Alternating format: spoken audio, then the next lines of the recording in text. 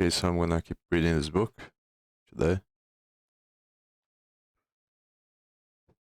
And I might later on today come back to redo some Kaggle courses because I've been doing some stuff offline and I found that I didn't fully grasp the concepts about the initial part of the process in machine learning, about using pandas and NumPy and cleaning the data. And that part for some reason is really confusing for me still. And then maybe the initial part of the machine learning process using the libraries as well. I don't remember really well. So I think it might be good. I might even stop reading for a while to redo the courses, then come back again and start reading. And then once I finish, then I'm probably gonna come back and do the courses a third time. And I think I need to get more exposure to these concepts until it gets to the point that is boring and that I already know the whole thing by memory. Not necessarily remember everything, but kind of know the process and what's usually done and how the things work. I've learned a bunch of different keywords that I didn't knew before while trying to do the things that I'm doing. So yeah. But now let's read this for 1 hour. Let me put the timer.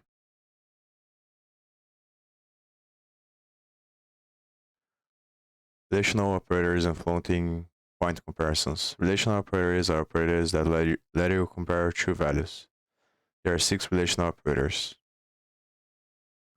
So I think this part is redundant because I already know this. Boolean conditional values. By default, conditions in an if statement are conditional operators, and a few other places evaluated as Boolean values. Many new programmers will write statements like this one. This is redundant as the equals true doesn't actually add any value to the condition. Instead, we should write, yeah. I used to do this, I'm not doing it anymore. And I used to do it because I wasn't sure that it would work if I just put it like this, but now I'm starting to get more used to this terminology instead. Best practice, don't add unnecessary symbols or true conditions. It makes them harder to read without offering any additional value. Comparison of floating point values. Consider the following program. Should equal to 0.1, 0.1. Variables d1 and d2 should both have value 0.01, but this program prints an unexpected result. Just saying that d1 is bigger than d2. So it's going to the, well,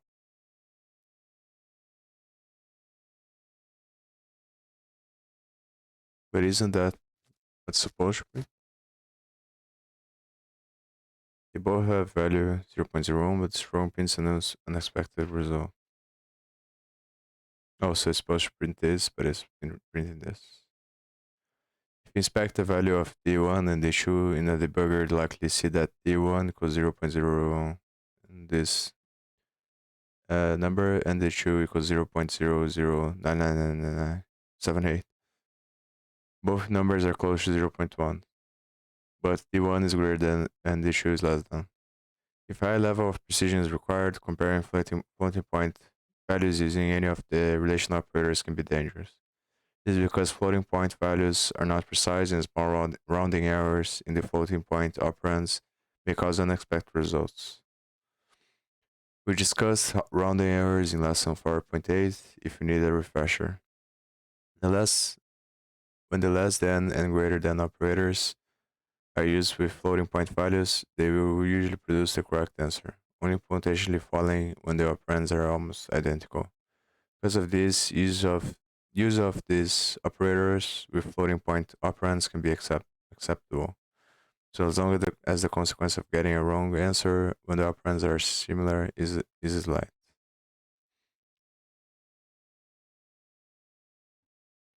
For example, consider a game such as Space Invaders, where you want to determine whether two moving objects, such as a missile and an alien, intersect. If the objects are still far apart, these operators will return the correct answer.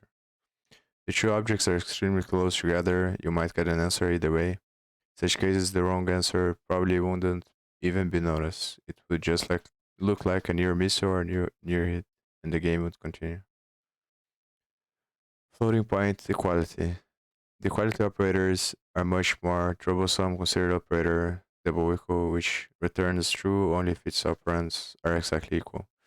Because even the smallest rounding error will cause two floating point numbers to not be equal. Operator this is at high risk for returning false when a true might be expected. This operator has the same kind of problem. For this reason, use of the operators with floating point operands should be avoided. Avoid using operator double equal and different than with floating point operands. Yeah, but what's the solution to that? What if I want to compare two floating points? How would I do it then? So how can we reasonably compare two floating point operands to see if they are equal? Most common method of doing floating point equality involves using a function that looks to see if two numbers are almost the same. If they are close enough, then we call them equal. The values to represent close enough is traditionally called epsilon.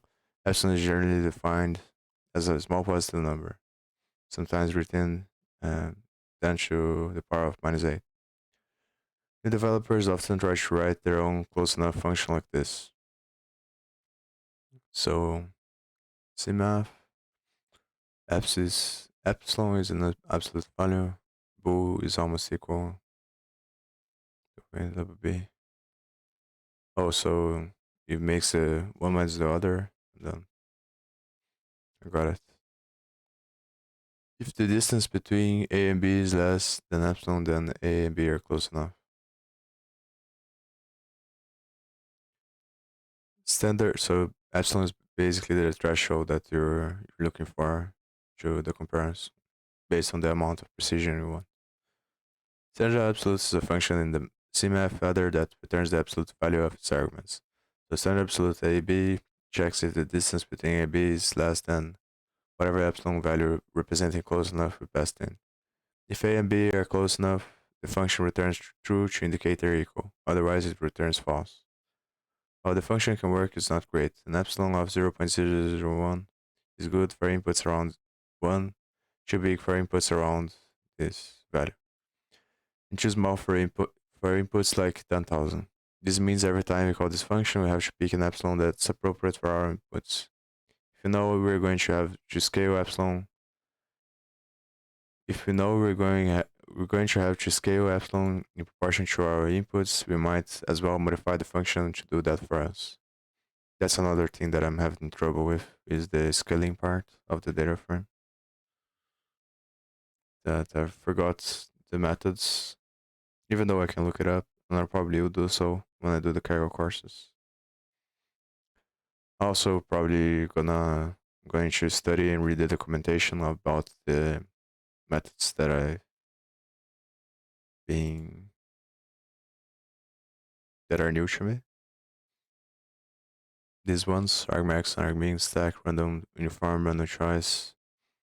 The SciPy library, which apparently is really useful for data analysis. Stats.seriescore, np.absolute df index, and div. And there's also the inspection spec library that I've learned a bunch of stuff. So I might look at the source code of things as well after I'm done with the Kaggle course. Don't enough. A famous computer scientist suggested the following methods in his book, The Art of Computer Programming, Volume 2, Semi-Numerical Algorithms. In this case, instead of epsilon being an absolute number, epsilon is now relative to the magnitude of A or B. So this is standard max absolute A, absolute B times epsilon. I don't understand what the function does, but Let's examine in more detail how this crazy looking function works. On the left side of the operator, on the left side of this operator, standard absolute a minus b tells us the distance between a and b as a positive number. On the right side of the operator, we need to calculate the largest value of close enough we're willing to accept. To do this, the algorithm chooses the larger of a and b as a rough indicator of the overall magnitude of the number. The algorithm chooses the larger of a and b as a rough indicator of the overall magnitude of the number, and then multiplies it by epsilon. So even though b comes later, it doesn't matter, I guess. This function epsilon represents a percentage. Maybe I'm looking at this the wrong way. Now, standard max is the whole thing.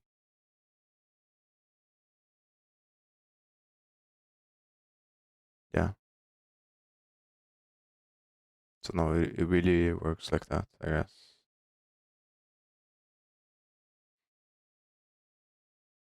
Doesn't matter that b comes after. It's just gonna compare either one, I guess. To do this, the algorithm chooses the larger of a and b as a rough indicator of rather then multiplies by epsilon. In this function, epsilon represents a percentage. For example, if we want to say close enough means a and b are within 1% of the larger of a and b, passing an epsilon of 0.01. The value for epsilon can be adjusted to whatever is most appropriate for the circumstances. An epsilon of 0.002 means within 0.2%.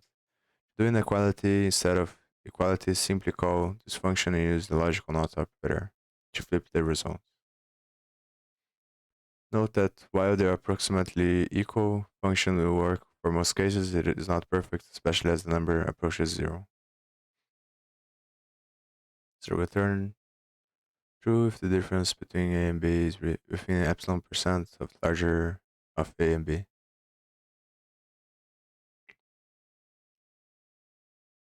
A is really close to 1 but has rounding error, so it's slightly smaller than 1. Let's compare a almost 1 to 1. Perhaps surprisingly, this returns 1 and 0. Second call didn't perform as expected. The math simply breaks down close to 0. One way to avoid this is to choose both an absolute epsilon, as we did in the first approach, and a relative epsilon, as we did in Nuff's approach. Return true if the difference between a and b is less than absolute epsilon, or if in raw epsilon percent of the larger of a and b.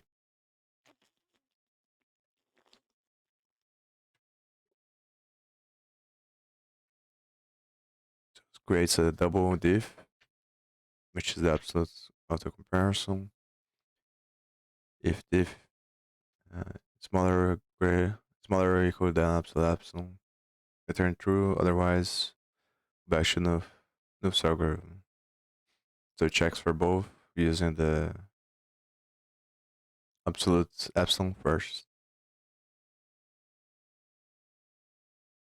In this algorithm, we first check if a and b are close together in absolute terms, which handles the case where a and b are both close to 0. The absolute epsilon parameter should be set to something very small. If that fails, then we fall back to Nuff's algorithm using the relative epsilon. Here's our previous code testing both algorithms. Someone probably made a function that does this already, probably, and put it into a library, I suspect, because I imagine it's something that is very frequent and useful. So I'm gonna be surprised if there's no library for this. But it's good to know that this is a thing. And it probably happens on the other languages as well, but it's not mentioned. At least one with the teaching material that I've used to learn. Return true if the difference between A and B is within epsilon% of the larger of A and B.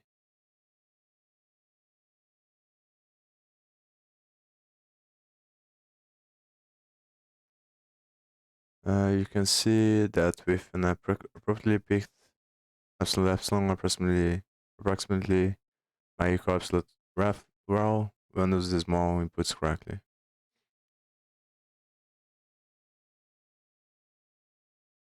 So this is the other function. This one is the one that turns both. Comparison of floating point numbers is a difficult topic, and there's no one-size-fits-all algorithm that works for every case. However, the approximately equal absolute row should be good enough to handle most cases you will encounter.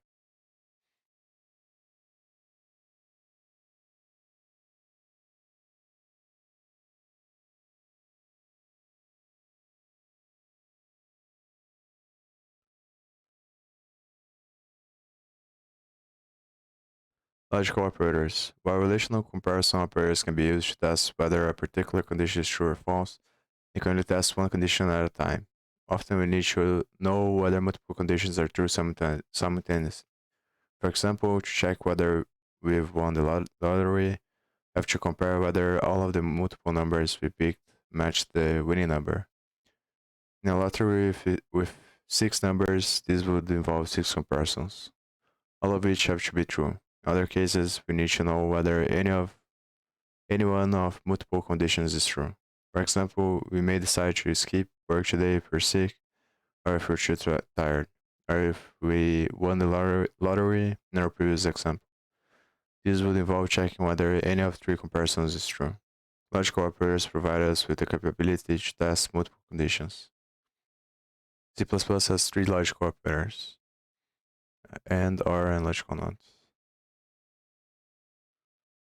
For true is false, yeah. Logical not, you have run across logical not. Logical not operand evaluate true. I don't think I'm gonna read this, seems redundant. Best practice, if logical not is intended to operate on the result of other operators, the other operator and their operands need to be enclosed in parentheses. Yeah. Logical OR, the logical OR exposed. I think it's redundant stuff. Use the logical OR operator to test whether their condition is true, false. Short circuit evaluation. In order for logical AND to return true, both operands must be evaluated true. The first operand evaluates to false. Logical AND knows it must return false regardless of whether the second operand evaluates to true or false. In this case, the logical AND operator will go ahead and return false immediately without even evaluating the second operand. This is known as short circuit evaluation. It is done primarily for optimization purpose. Similarly, if the first operand for logical OR is true, then the entire OR condition has to evaluate to true. The second operand won't be evaluated. Short circuit evaluation presents another opportunity to show why operators that cause side effects should not be used in compound expressions. Consider the following snippets. If x does not equal 1, the whole condition must be false, so plus y never gets evaluated. Thus, y will only be incremented if x evaluation 1, which is probably not what the programmer intended. Warning, short circuit evaluation may cause logical OR and logical AND to not evaluate one operand. Why do using expressions with side effects in conjunction with these operators? As with logical and bitwise OR, new programmers sometimes confuse the logical AND operator with the bitwise AND operator.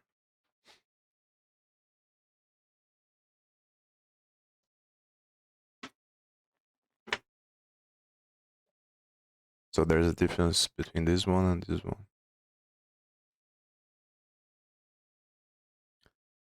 Mixing ANDs and ORs. Mixing logical AND and logical OR operators is the same expression often can not be avoided, but is an area full of potential dangers. Many programmers assume that logical AND and logical OR have the same precedence, or forget they don't. Just like addition, subtraction, and multiplication division do. However, logical AND has higher precedence than logical OR.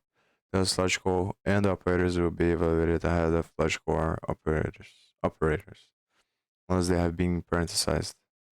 New programmers will often write expressions such as value or value AND value tree. Because logical AND has higher precedence, this evaluates as uh, value. Mm.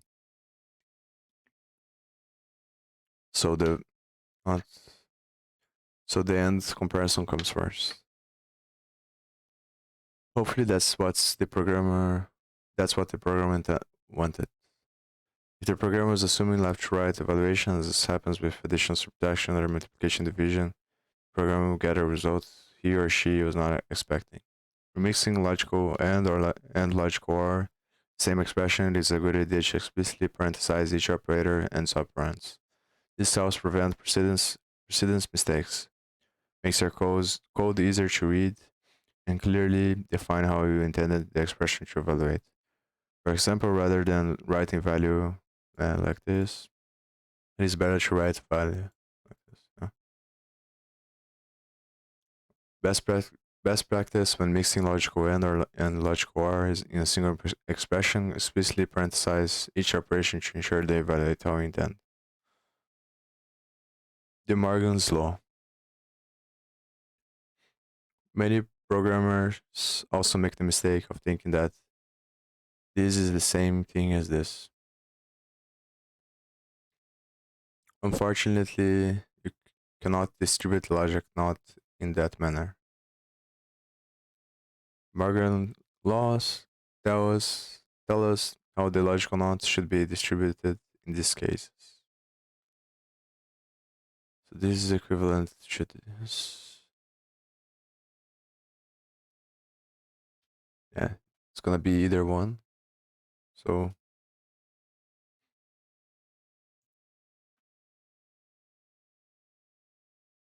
and this is equivalent to and. So it's the opposite and its own parentheses. In other words, when you distribute the logical knot, you also need to flip logical and logical AND to logical OR, and vice versa. This can sometimes be useful when trying to make complex expressions easier to read. For advanced readers, we can show that the first part of the Morgan's laws is correct by providing that this is equals to this for every possible value of x and y. To do so, we will use a mathematical concept called a truth table. In this table, the first and second columns represent our x and y variables. Yeah, we think this is the same as the logical table for XOR because it's the same thing. I don't think I'm gonna read this. Notice for each row, the value in the fifth column matches the value in the sixth column. This means for every possible value of x and y, the value equals to this, which is what we're trying to prove.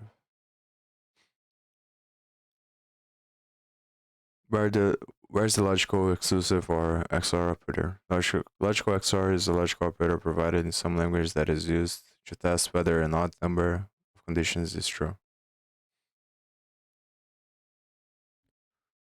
So so they both have to be either true or false. If they're both false, it's false. If they're both true, it's true. If they're both true, it's false. C++ doesn't provide the logical XOR operator. Unlike logical OR and logical AND, logical XOR cannot be short-circuit evaluated. Because of this, making a logical XOR operator out of logical OR and logical AND operators is challenging. However, you can easily mimic logical XOR using the inequality operator. XOR A XOR B, assuming A and B are Boolean.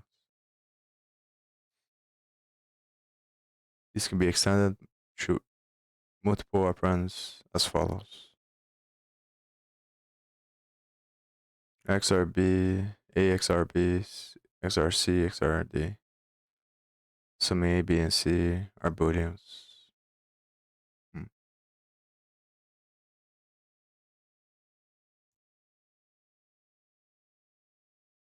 Not really sure how this emulates XR, but yeah. Note that the above XR patterns only work if the operands are booleans, not integers. If you need a form of logical XR that works with non-boolean operands, you can static cast them to bool. Quiz time. Question 1. Evaluate the following expression. Yeah, not gonna do this. Next. Chapter 5. Summary and the quiz. Quick review. Always use parentheses to disambiguate the precedence of operators if there is any question or opportunity for confusion. The arithmetic operators all work like they do in normal mathematics. Increment and decrement operators can be used to easily decrement or decrement numbers. Be aware of side effects, particularly when it comes short the order that the function parameters are evaluated. The comma operator can compress multiple statements into one. Writing the statements separately is usually better. The conditional operator is a nice short version of an if statement, but don't use it as an alternative to an if statement. Only use the conditional operator if you use its result. Relational operators can be used to compare floating point numbers. Beware using equality and inequality on floating point numbers. Logical operators allow us to perform compound conditional statements.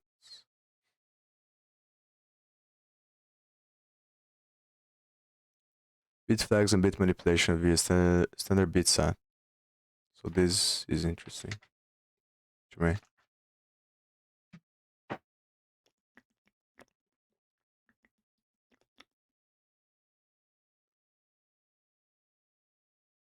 On modern computer architectures, the smallest addressable unit of memory is a byte.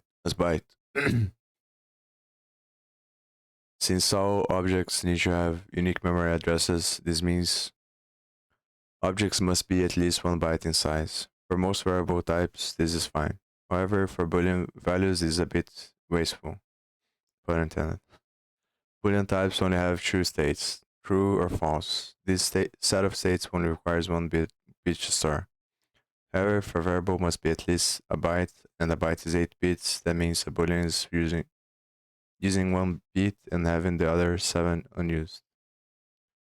The majority of cases, this is fine. We're usually not so hard up for memory that we need to care about 7 wasted bits. We're better off optimizing for understandability and maintainability. However, in some storage-intensive cases, it can be useful to pack 8 individual Boolean values into a single byte for storage efficiency purposes. Doing these things require that we can manipulate objects at the bit level. Fortunately, C++ gives us tools to do precisely this. Modifying individual bits within an object is called bit manipulation. Bit manipulation is also useful in encryption and compression algorithms. Very, very interesting.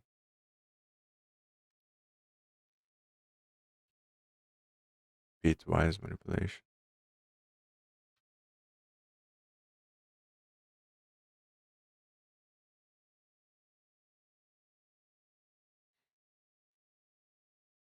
Yeah, cryptography and encryption is something that I want to study as well. And solidity, eventually. Hopefully soon. Bit manipulation is also used for encryption and compression algorithms. Author's note, this entire chapter is optional reading. Feel free to skip it and come back later. But to me, this is the best chapter probably. Bit flags, up to this point, we've used variables to hold single values. Assigned food, the value 5 probably uses 32 bits of storage, print the value 5. However, instead of viewing objects as holding a single value, you can instead view them as a collection of individual bits. When individual bits of an object are used as Boolean values, the bits are called bit flags. As an aside, in computing, a flag is a value that acts as a signal for some function or process. Obviously, in real life, a mailbox flag is used to signal that there is something inside the mailbox. The mailbox doesn't have to be open to check.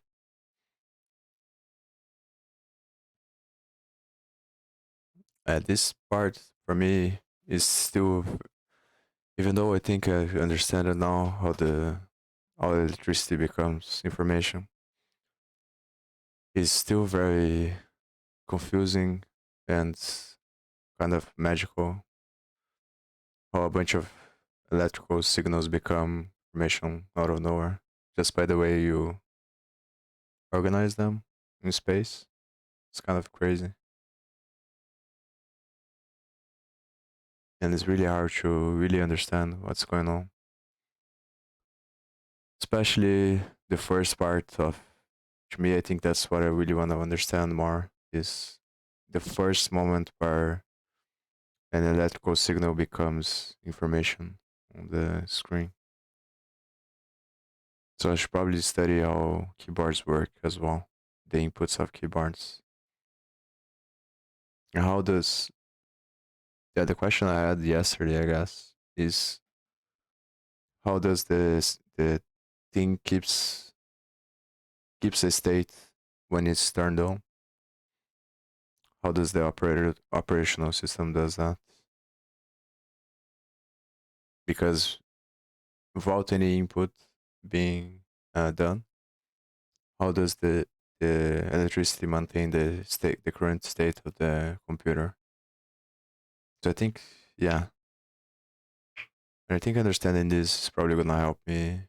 I'm not really sure, but I think it's probably gonna help me become better at programming because everything is connected. Probably, it's definitely connected. So maybe understanding the command line and the stuff more related to operational systems is gonna be a good thing as well after I'm done with all this stuff. However, instead of viewing objects as holding a single value, we can instead view them as a collection of individual bits. When individual bits of an object are used to advise, these bits are called read at. To define a set of bit flags, we'll typically use an unsigned integer and of the appropriate size, 8 bits, 6 bits, etc., depending on how many flags we have, our standard bit set. Best practice, bit manipulation is one of the few times when you should unambiguously use unsigned integers or standard bit set. Bit size, 8 bits in size means room for 8 flags. In this lesson, we will show how to do bit manipulation this way with standard bit set. The next set of lessons we will explore how to do it the more difficult but versatile way. Bit number and bit positions. Given a sequence of bits, we typically number the bits from right to left, starting with 0, not 1. Each number denotes a bit position. Given the bit sequence 400101, the bits that are in position 0 and 2 have value 1, and the other bits have value 0. Manipulating bits via standard bit set. In lesson 4.14, literals, we already showed how to use standard bit set to print values in binary. However, this isn't the only useful thing standard bit set can do. Standard bit set provides 4 key functions that are useful for doing bit manipulation. Test allows us to query whether a bit is a 0 or 1. Set allows us to turn a bit on. This will do nothing if the bit is already on. Reset allows us to turn a bit off. This will do nothing if the bit is already off. Flip allows us to flip a bit value from 0 to a 1 or vice versa. If each of these functions takes the position of the bit we want to operate on as their only argument. Here's an example. We need 8 bits, start with bit pattern, this bit pattern, set bit position 3 to 1. Now I have, so this changes the 0 to 1. Then bits.flip flip bit var. Now we have. So apparently it does the same thing. I think the difference between flip and sat is that flip changes the value and sat only sets it to 1 and not 0. But might be wrong. I might be wrong about this. A reminder, if you need a refresher on what the 0b prefix or this separator is, review zeros. Program a constant is a fixed value that may not be changed. C++ has two kinds of constants, literal constants and symbolic constants. We'll cover literal constants in this lesson and symbolic constants in the next. Literal constants, usually just called literals, are values inserted directly in the code. They are constants because their value cannot be changed dynamically. You have to change them, and then recompile for the change to take effect. Just like objects have a type, all literals have a type. The type of a literal is assumed from the value and format of the literal itself. Literal suffix, if the default type of a literal is not as desired, you can change the type of literal by adding a suffix. You generally won't need to choose suffix by default floating points. Confused, don't know. Because 4.1 has no suffix, it's treated as double literal, not a float literal. When C++ defines the type of literal, it does not care what you're doing with the literal. String literals. Scientific notation for floating points literals. Octal has hexadecimal literals. Then it's gonna talk about that symbol there.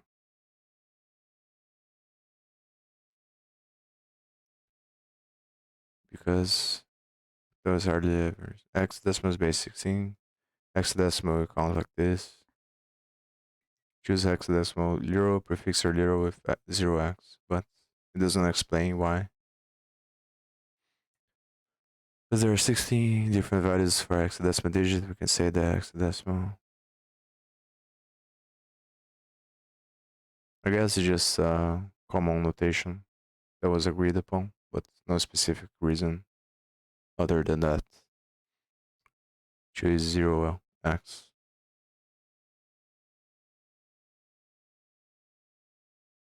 Because long literals can be hard to read, C++ 14 also has the ability to use a quotation mark as a digit operator.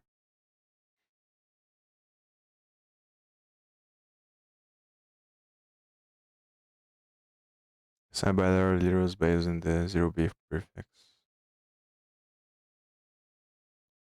Your compiler isn't C++ compatible or compiler company, try to choose either of this.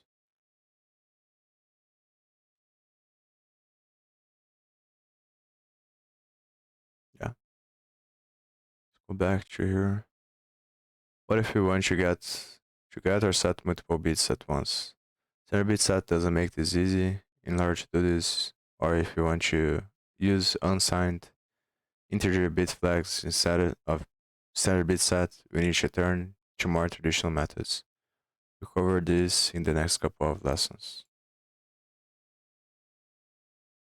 Bitwise Operators.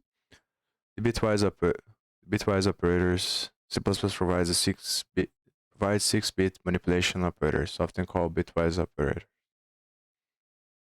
Left, right, left shift, right shift, bitwise not, bitwise and, bitwise or, bitwise XOR. So bitwise is just 1, and for logical, you use 2 of these symbols. All bits in X shifted left,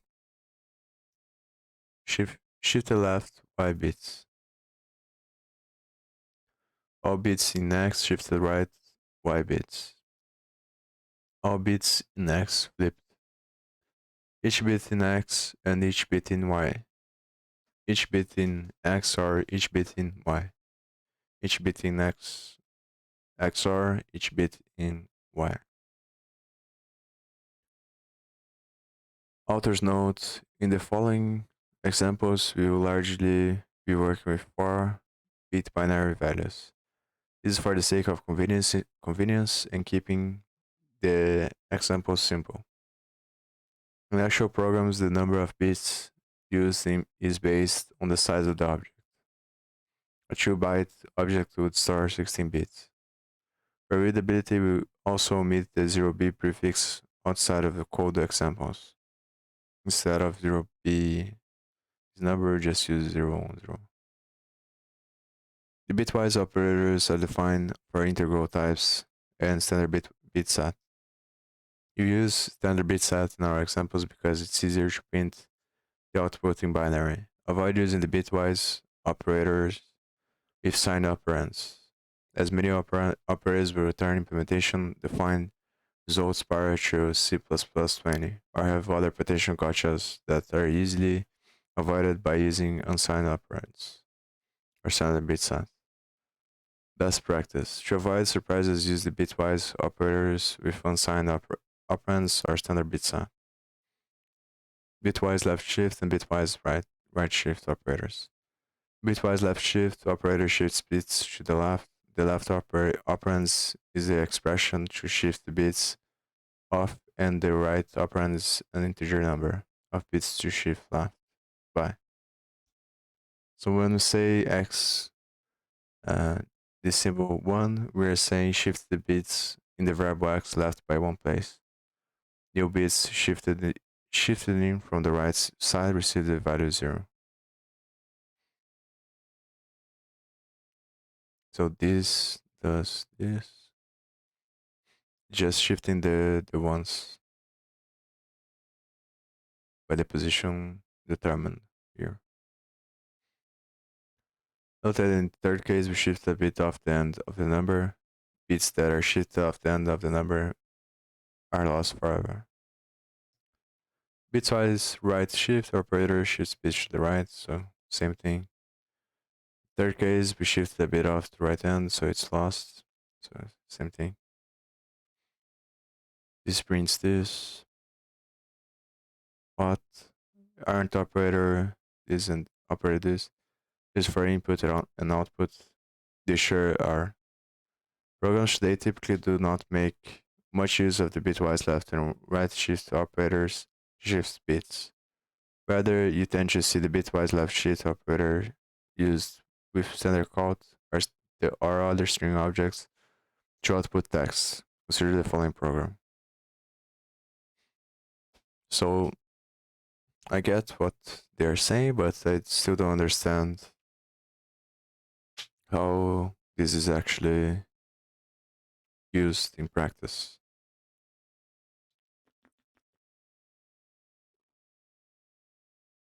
Because it's hard for me to know exactly. You would have to know the memory stuff, how things are stored in memory, everything to know when it's useful to shift something right or left. It's hard for me to relate this to the integer types, the size of things, how this would affect values in the program. Assign int this is operator for left shift, is operator for output.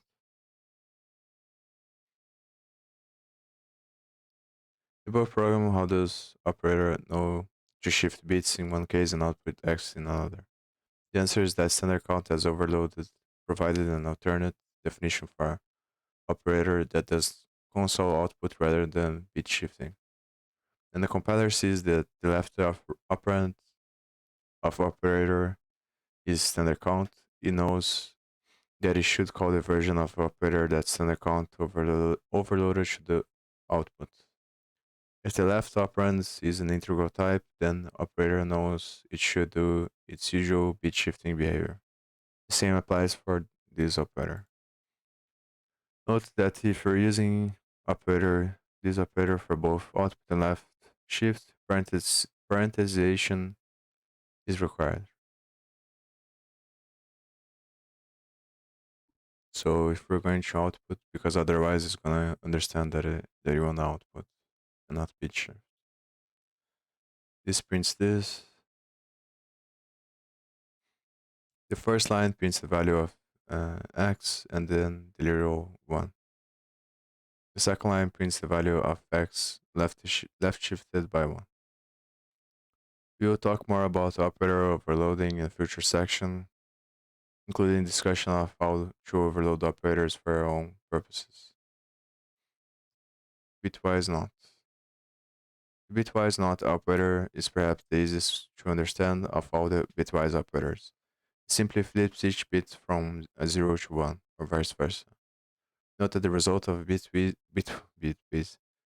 not is dependent on what size your data type is. Flipping 4 bits, flipping 8 bits. In both the 4-bit and 8-bit cases, we start with the same number. Binary is the same as this. The same way that decimal 7 is the same as 07. But we end up with a different result. You can see this in action in the following program.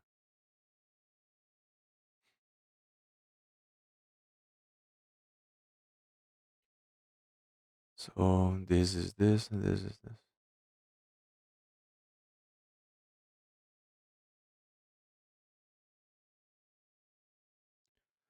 Bitwise OR.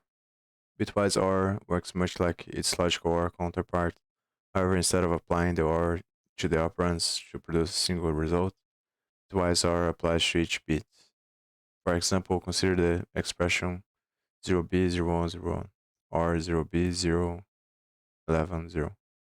To do any bitwise operation, it is easiest to line the two operands up like this.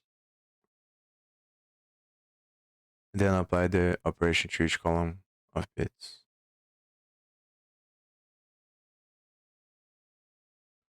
If you remember, logical OR evaluates to true when if either the left, right, or both operands are true, and 0 or otherwise. Bitwise OR evaluates 1 if either the left, right, or both bits are 1 and 0 or otherwise. Consequently, the expression evaluates like this. So one or the other is gonna retain the value.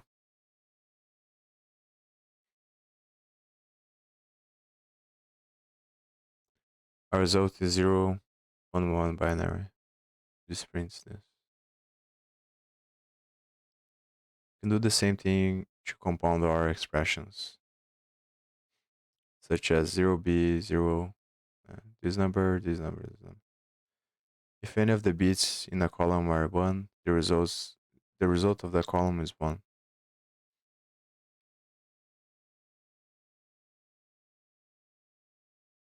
Here's code for the above.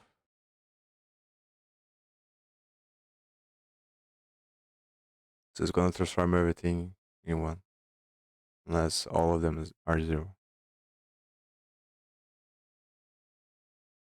Bitwise AND. Bitwise AND works similarly to the above. Logical AND evaluates to true if both the left and right operand evaluates to true. Bitwise AND evaluates to true if both bits in the column are 1. Consider the expression lining each of the bits up and applying an AND operation to each column of bits. This prints this. Similarly, we can do the same thing to compound AND expressions such as this one if all of the bits in a column are 1 and the result of that column is 1. This prints this. Bitwise XOR. The last operator is the bitwise XOR, also known as exclusive OR. When evaluating true operands, XOR evaluates to true 1 if one and only one of its operands is true. If either or both are true, it evaluates to 0. Consider the expression. So this is going to compare both and transform to 1 only when either one is 0 or 1. It's also possible to evaluate compound XOR expression column styles such as this. If there are an even number of 1 bits in a column, the result is 0. If there are an odd number of 1 bits in a column, the result is 1. Bitwise assignment operators. Similar to the arithmetic assignment operators, C++ provides bitwise assignment operators in order to facilitate easy modification of variables. For example, instead of writing this, you can write this. So right shift assignment, shift x right by y bits.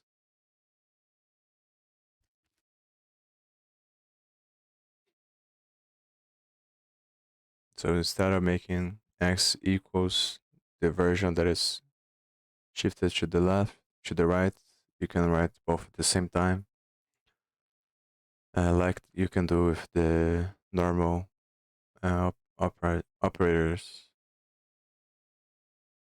like plus and minus, multiplication, all this stuff.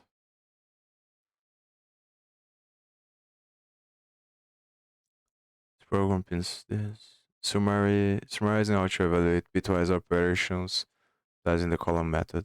When evaluating bitwise sort, if any bit in a column is 1, the result of for the column is 1. Evaluating bitwise and if all bits in a column are 1, the result of for the column is 1. Evaluating bitwise XOR if there are an odd number of 1 bits in a column, the result of for the column is 1. In the next lesson, we will explore how these operators can be used in conjunction with bit masks to facilitate bit manipulation. So I think I'm gonna write bitwise assignment operators. Maybe I already wrote that here.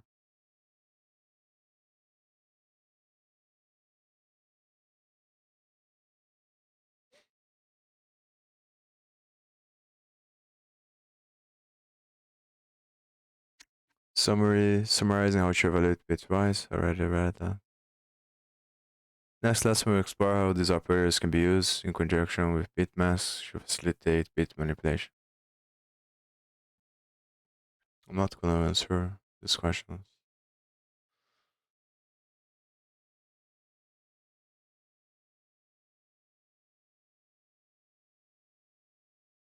Bit manipulation with bitwise operators and bit masks. In the previous lesson on bitwise operators, we discussed how the various bitwise operators apply logical operators to each bit in the operands. Now that we understand how they function, let's take a look at how they are more commonly used.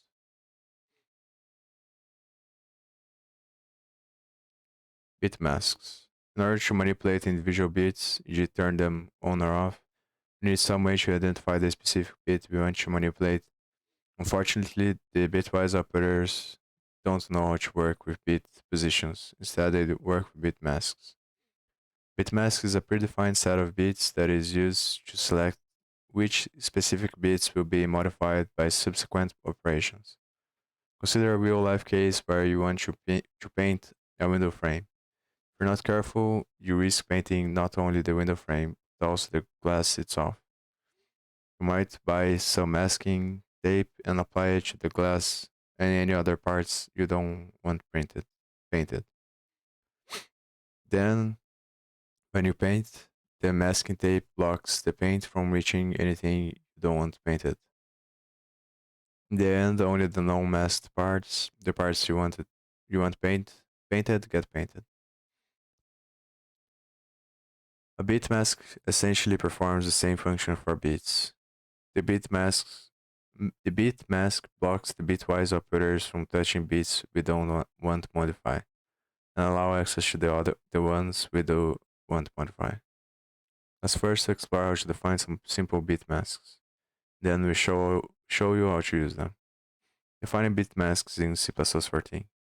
Simplest set of bit masks is to define one bit mask for each bit position. We use zeros to mask out the bits we don't care about. We want to denote the bits we want modified. Though bit masks can be literals, they're often defined as symbolic constants so they can be given a meaningful name and easily reused. Because C++14 supports binary literals, finding these bits make masks is easy. So just assign mask.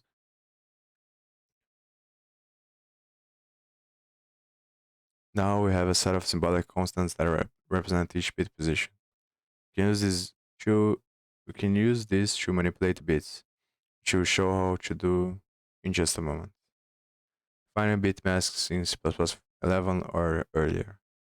Because C++11 doesn't support binary literals, we have to use other methods to set the symbolic constants. There are two good methods for doing this. Less comprehensible and more common is to use hexadecimal. If you need a refresher on hexadecimal, please revisit lesson 4.14. This can be a little hard to read. One way to make it easier is to use the left shift operand or to shift a bit into the proper location. Testing a bit to see if it is on or off. Now that we have a set of bit masks, we can use these in conjunction with a bit flag variable to manipulate our bit flags. To determine if a bit is on or off, we use bitwise and in conjunction with bit mask for the appropriate bit. So one thing that I have trouble with these kinds of teaching styles is that they don't show you an actual application of it.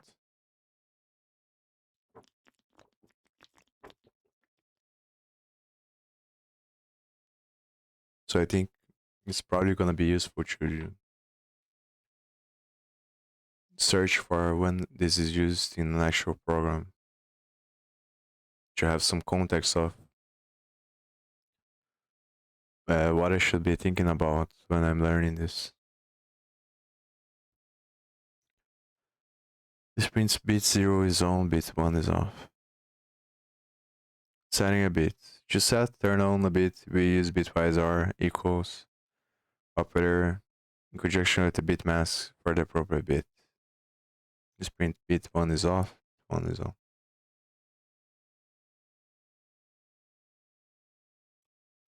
You can also turn on multiple bits at the same time using bitwise r. Resetting a bit. To clear a bit turn off, we use bitwise and bitwise not together.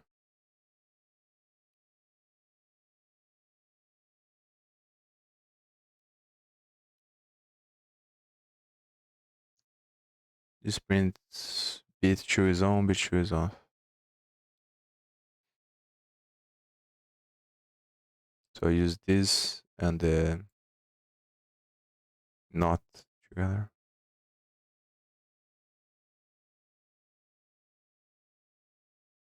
I forgot what this sign does. I think it's the not. It's in the previous lesson. I forgot to take a picture about that. Maybe I should go back and take the picture. To remember.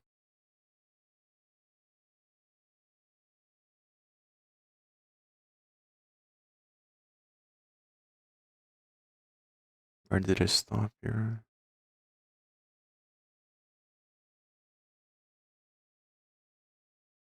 Testing, setting a bit. Yeah, stopped here. Just setting a bit.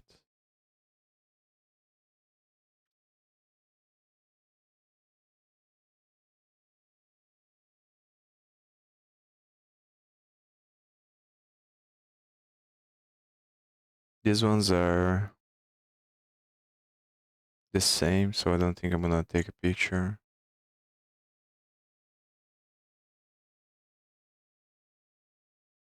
Here.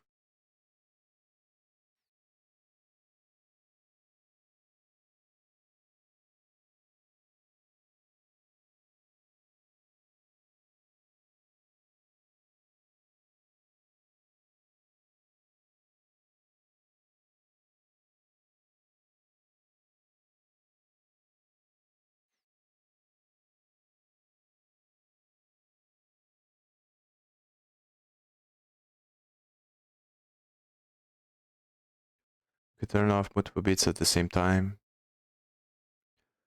Flipping a bit. To toggle a bit state, we use bitwise XOR. This prints bit is on. You can flip multiple bits simultaneously.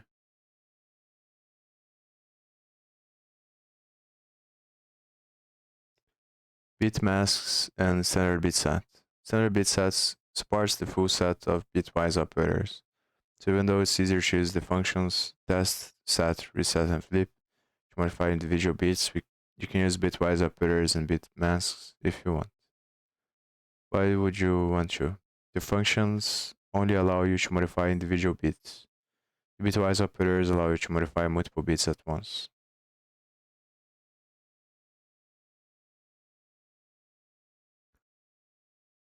So there's a bunch of manipulation here. The bits. This is XOR, I believe. XOR, the not, then and the not together. Turn bits 1 and off, 1 and 2 off.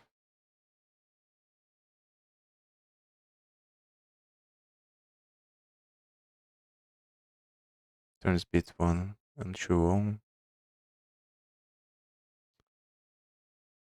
Flips bit 1 and 2. Make bit masks meaningful. Naming our bit masks, mask 1 or mask 2 tells us what bit is being manipulated. It doesn't give us any indication of what the bit flag is actually being used for. Best practice is to give your bit masks useful names as a way to document the meaning of your bit flags. Here's an example from a game we might write. It's hungry, sad. Now it's giving me something more practical. Find a bunch of physical, emotional states. All flag options. Turn off to start.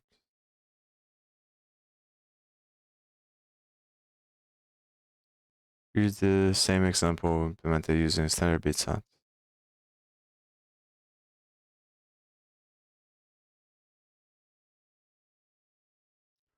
To note here, for standard bit set doesn't have a nice function that allows you to query bits using a bit mask. So if you want to use bit masks rather than position indexes, you have to use bitwise and to query bits. Second, we make use of any function which returns true if any bits are set, false otherwise to see if the bit we queried remains on or off. When a bit flag is most useful. Astute readers may note that the above example don't actually save any memory. 8 booleans would normally take 8 bytes, but the above examples use 9 bytes. 8 bytes to define the bit masks and 1 byte for the flag variable. Bit flags make the most sense when you have many identical flag variables. For example, in the example above, imagine that instead of having one person, me, you had 100. If you use 8 booleans per person, one for each possible state, you'd use 800 bytes of memory. Bit flags, you'd use 8 bytes for the bit masks and 100 bytes for the bit flag variables, for a total of 108 bytes of memory, approximately 8 times less memory.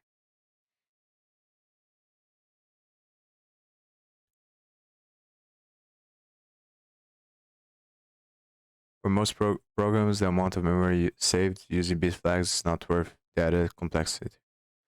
But in programs where there are tens of thousands or even millions of similar objects, using bit flags can reduce memory use substantially. It's a useful optimization to have in your toolkit if you need it. There's another case where bit flags and bit masks can make sense. Imagine I had a function that could take any combination of 32 different options. One way to write that function would be to use 32 individual Boolean parameters.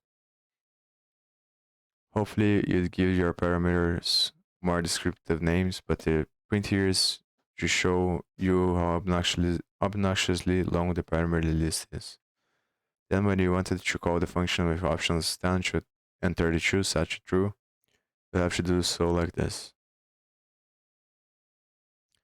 This is ridiculously difficult to read, and also means you have to remember which argument corresponds to each option. Is setting the added flag the 9th, 10th, or 11th parameter.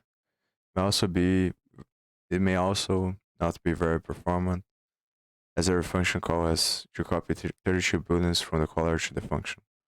Instead, if you define the function using bit flags like this, then you could use bit flags to pass in only the options you wanted.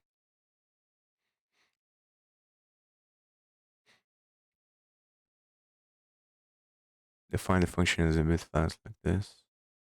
Standard bit set 32.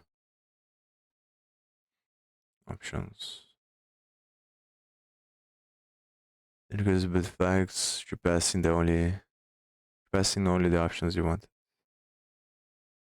Not only is this much more readable, it's likely to be more performant as well, since it only involves two operations, one bitwise OR and one parameter copy.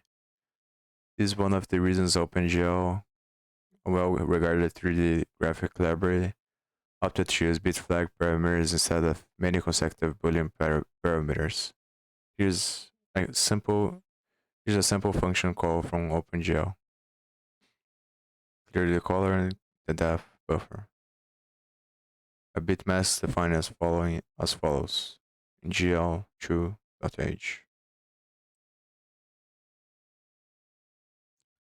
Bit masks involving multiple bits. Although bit masks often are used to select a single bit, they can also be used to select multiple bits. Let's take a look at a slightly more complicated example where we do this. Color displays. I think I might stop here actually. Oh, I thought there would be gonna be a lot more, but apparently it's almost finished, so I'm gonna keep reading because I'm past 1 hour already. Bit masks involving multiple bits. Although bit masks often are used to select a single bit, they can also be used to select multiple bits. Let's take a look at slightly more complicated examples where I do this. Color displays devices such as TV and monitors are composed of millions of pixels, each of which can display a dot of color. The dot of color is composed from 3 beams of light, one red, one green, and one blue. By varying the intensity of the colors, and any color on the color spectrum can be made. Typically, the amount of RGB for a given pixel is represented by an 8-bit unsigned integer. For example, a red pixel would have R equals 25. Purple pixel would have this value, a medium, gray, this. When assuming color values to a pixel, in addition to RGB, a fourth value called A is often used. A stands for alpha, and it controls how transparent the color is. If A equals 0, the color is fully transparent. If it's to 55, the color is opaque. RGB and A are normally stored as a single 32-bit integer with 8 bits used for each component. The following program asks the user to enter a 32-bit hexadecimal value, then extracts the 8-bit color values for RGB and A. This produces the output. Enter a 32-bit RGB color value in hexadecimal. Our color contains this. The above program uses a bitwise AND to carry the set of 8 bits we're interested in.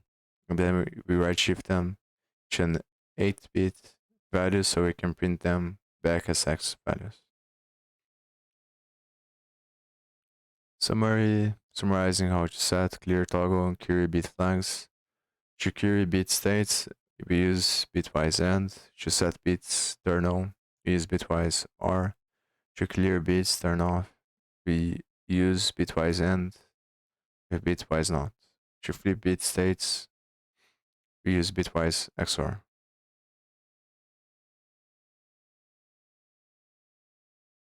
I'm gonna take a picture of this.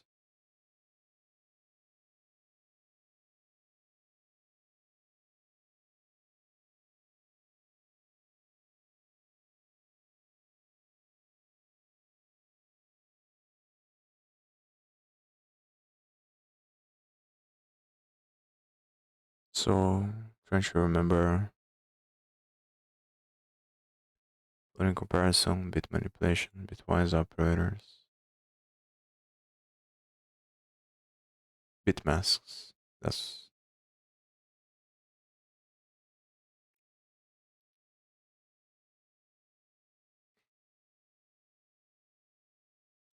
so a program use bitwise and to clear the setup. 8 bits, very interesting. I shift summary, write that. Quiz time, question 1, do not use standard bit set in the quiz. You're only using standard bit set for printing. Given the following program, write a line of code to set the article as viewed, expected output.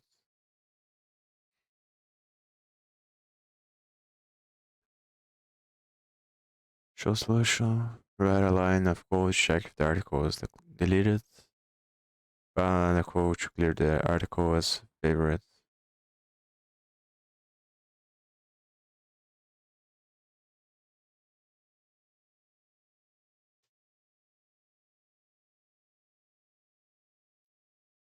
The issue here is that it's an hexadecimal, and I'll have to convert to binary to do this.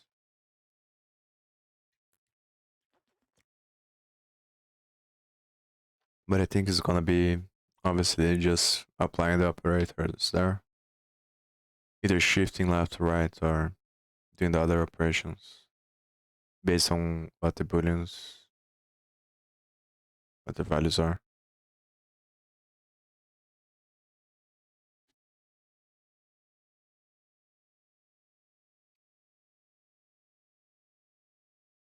I think I might read this again actually next time,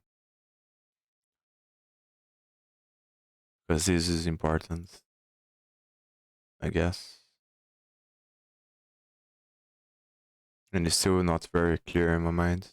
It's probably gonna take me a long time and repeated exposure to these concepts to really grasp and understand intuitively how to use them. Probably watch a lot of videos and stuff also. So I'm done for now. I think I might come back later on today and do the cargo stuff. Or tomorrow, instead of reading this, do the cargo courses again. To solidify the concepts in my mind on Python. So yeah, see you.